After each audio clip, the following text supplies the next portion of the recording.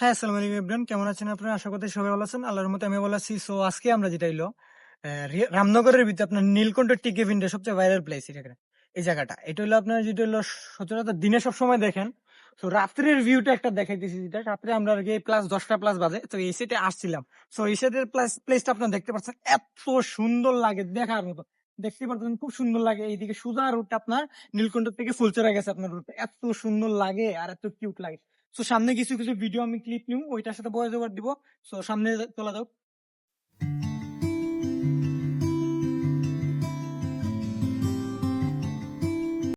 So guys, বলতে বলতে আপনার যেটা হলো নীলকণ্ঠ থেকে আমরা যেটা এই ফুলটা এই ফুলের মধ্যে আইছি।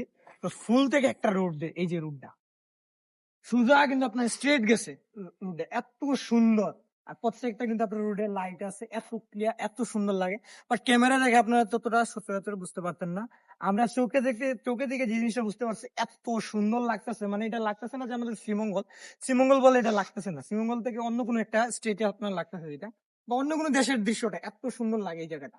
প্রত্যেকটা কিন্তু আপনার ল্যাম্পপোস্টের নিচে আপনি যদি দাঁড়ায় ছবি তুলতে চান ছবি তুলতে পারবেন। ইনফেক্ট খুব সুন্দর লাগে রাস্তাটা আপনার দেখতে। সো আজকের মতো ভিডিওটা আপনার এতটুকুই ছিল। যদি ভিডিওটা ভালো লাগে একটা লাইক আর একটা কমেন্ট আশা করতেছি আপনার সবাই দ্বারা।